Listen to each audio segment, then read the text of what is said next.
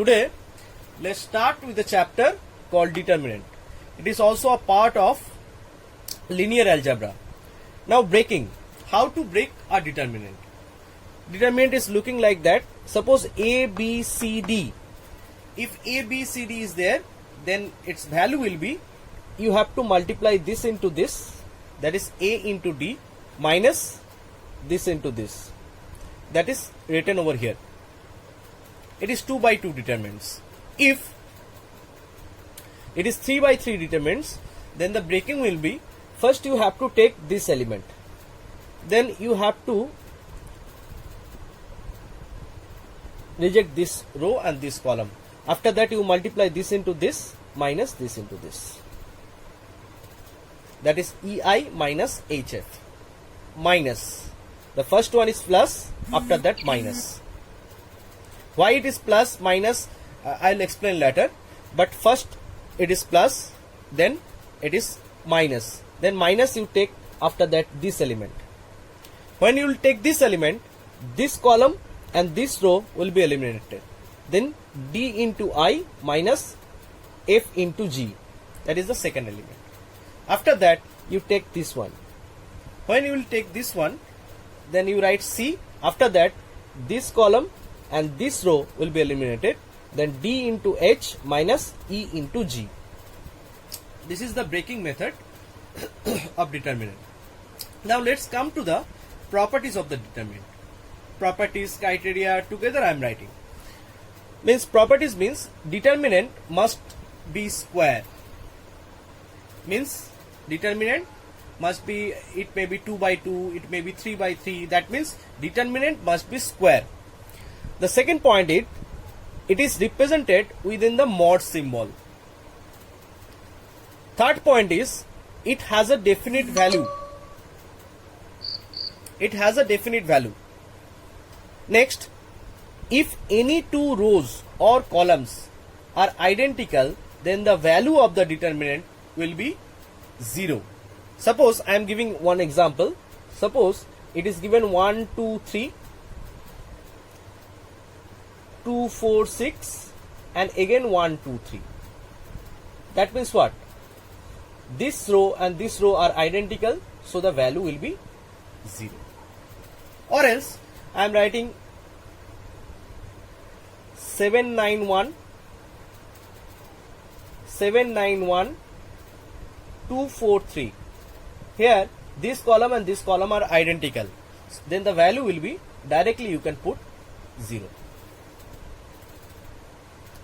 Next, the fifth point, if any one of the row, particular row or column is completely 0, then the value will be 0. I am giving the example. Suppose a determinant is there. I am writing 0, 0, 0, 2, 5, 6, 7, 8, 9. Then no need to calculate. Directly you can put 0. Is it okay? Now come to the next point. It is given determinant A equals to determinant A transpose. Determinant A equals to determinant A transpose. That means the value of the determinant A and the determinant A transpose, they are equal. Now let's come to the next point, that is point number 7. If we interchange any two consecutive rows or columns, then a negative sign will come outside. That means suppose there is a determinant 1, 2, 3, 2, 9, 1 and 3, 4, 2. I am operating like a R12. R12 means I am interchanging the two rows, row 1 and row 2. Then one negative sign will come outside. Then the second row, 2, 9, 1, it will be in the first, and 1, 2, 3, it is the second row, it will be in the second. Now in the very next step, I want to do, that is C23. That means we need to interchange the column number 2 and column number 3. Then if we interchange these two columns, then also one negative sign will come. Then negative, negative, that will be positive. Then this will come. Now let's come to the point number 8. Here it is given A plus B, C plus D, E plus F. XYZ and UVW. So here we will learn that how to split a determinant. Means I am splitting the determinant with respect to that column and that column. So that column and that column means first I am taking this column, that is ACE, and remaining the two columns will be same, that is XYZ and UVW. And similarly the plus symbol is there, means you have to put plus over here. After that B, D, F, and again XYZ, UVW. So that's how we can split the determinants. After that, the most vital part, that is point number 9, that you have to realize carefully, because each and every sum this point is needed very much. The point is that we can construct a particular row or column by adding or subtracting the linear combination of the other rows or columns with the particular row or column. That means if we want to reconstruct a particular row or column, then we can add or subtract any other row or any other column by their linear combinations. We can do it. Afterwards, when we will do the sums, the concept will be clear. The value of the determinant will remain unchanged. Means if we operate this kind of things, then also the value of the determinant will never change. These are the total properties of the determinants. Now come to the note that you have to write. The short question may come if determinant A, date A means the short form of the determinant, date A not equals to 0, then the corresponding matrix is called invertible. Invertible means the inverse exists.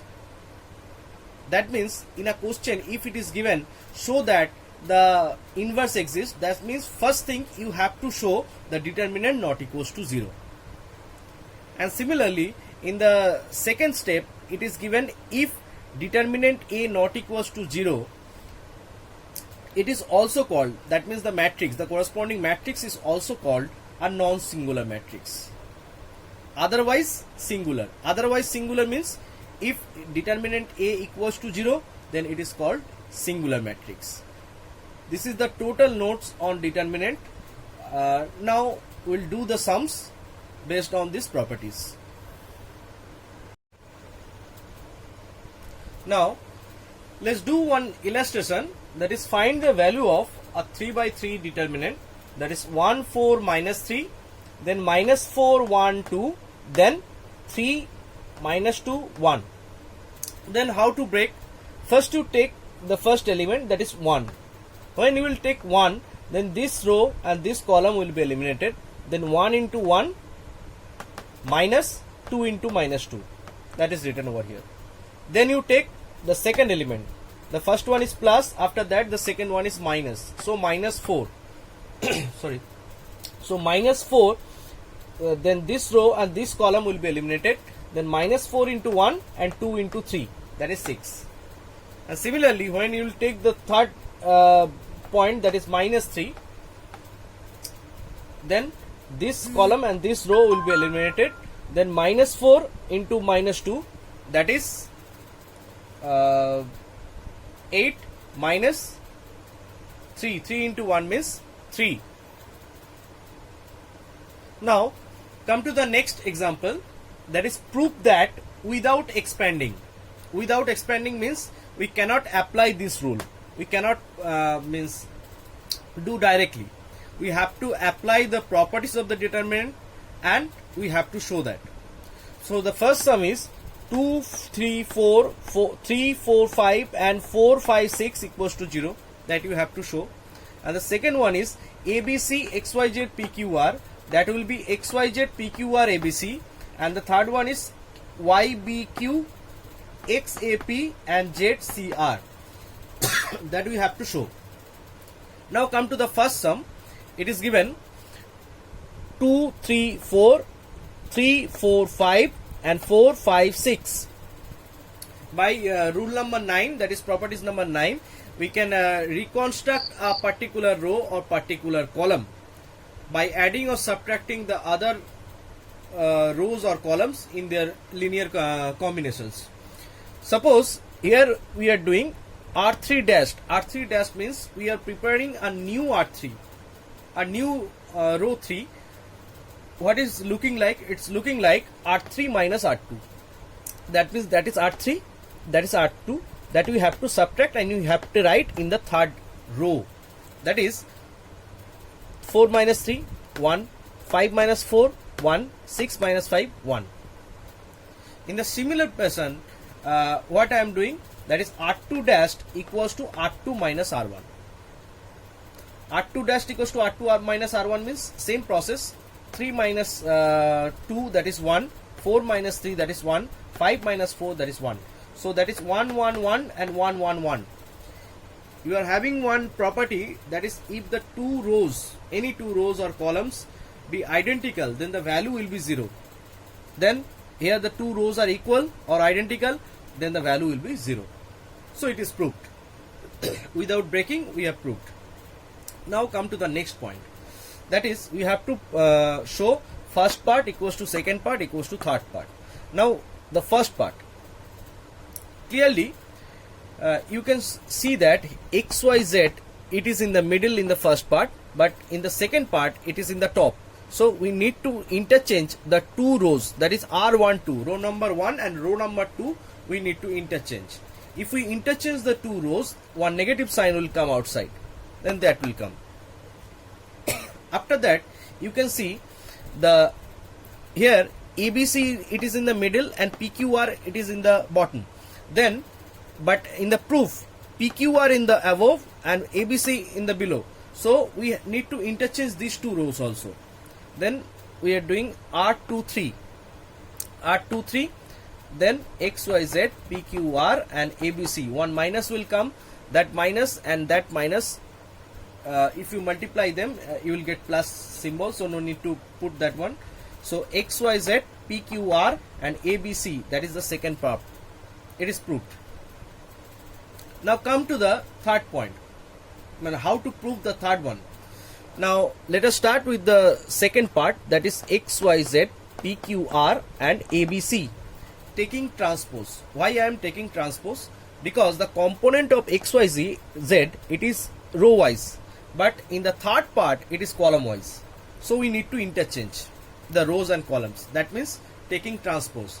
As we have said, the determinant A and determinant A transpose both are equal, so we can take transpose anytime.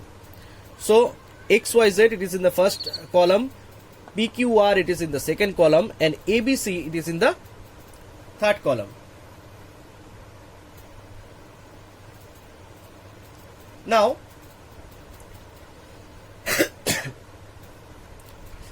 I am doing R12.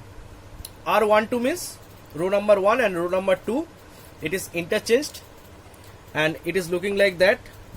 After that, in the same fashion, we are doing R23, then our answer will come.